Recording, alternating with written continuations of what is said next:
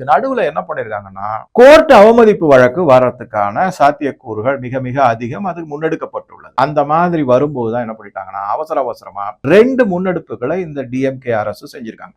ஒண்ணு நான் சொன்ன மாதிரி இந்த இம்பீச்மெண்ட், இன்னொன்னு என்ன அப்படின்னு பாத்தீங்கன்னா, சுப்ரீம் கோர்ட்ல போய் மேல் அப்பீலுக்கு போயிருக்காங்க. மேல் அப்பீலுக்கு அங்க சுப்ரீம் கோர்ட்டுக்கு போன போது அந்த கோர்ட் கேஸ்ல நம்பர் கூட கொடுக்கல. இன்னும் அப்படியே பெண்டிங்ல இருக்கு. கோர்ட்ல அந்த கேஸை எடுத்துக்கணும், அதுக்கப்புறம் ஒரு நம்பர் கொடுக்கணும், அதுக்கப்புறம் அதனுடைய ஹியரிங்லாம் வரும். ஆனா இதுக்கு முன்னாடியே என்ன பண்ணிட்டாங்கன்னா, கிட்டத்தட்ட ஒரு 7-8 வக்கீல்களை தமிழ்நாடு அரசு இந்த கேஸுக்காக சுப்ரீம் கோர்ட்ல அமர்த்திருக்காங்க. அதனுடைய தகவல் என்ன வந்திருக்குன்னா, கிட்டத்தட்ட 2.4 கோடி ரூபாய், அதாவது 2,40,00,000 ரூபாய் வரைக்கும் திருப்பரங்குன்றம் உண்டியல்ல இருக்கிற கலெக்ஷன்ல இருந்து அந்த பணத்தை எடுத்து அந்த கோவில்ல நடக்க வேண்டிய வழிபாட்டு முறை, தீபமேற்றும் முறைகளை மீட்டெடுக்கிறதுக்காக அதற்கு எதிராக அந்த கோவில் பணத்தையே யூஸ் பண்றாங்க. இது எப்படின்னா, தன் கையாலேயே தானே கண்ணை குத்திக்கிற மாதிரி தான் இருக்கு. பைத்தியக்காரத்தனமா இப்படி ஏன் பண்றாங்க கேள்வி முறை கிடையாது. ஏன்னா இந்து வெறுப்பு, இந்துக்கள் மேல ஒரு பழி சுமத்துவது, அந்த மதத்தை அழித்து ஒழித்து விட வேண்டும் அப்படிங்கிறது இதற்கு காரணமாக சொல்லப்படுவது. சிறுபான்மையினருக்கு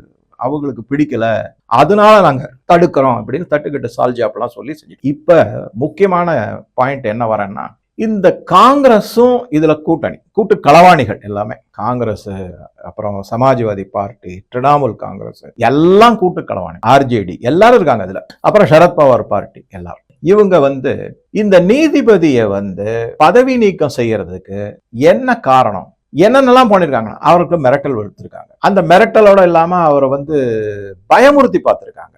அவரை பதவி நீக்கம் செய்யறதுக்கான முன்னெடுப்புகள் செய்ய வரும்போது நமக்கு என்ன தெளிவா தெரியுதுன்னா, இந்த நாட்டில் சுதந்திரமாக இயங்கக்கூடிய நீதி பரிபாலனம், நீதிமன்றங்கள், நீதிபதிகள் அவங்கள முடக்க வேண்டும். எதனால?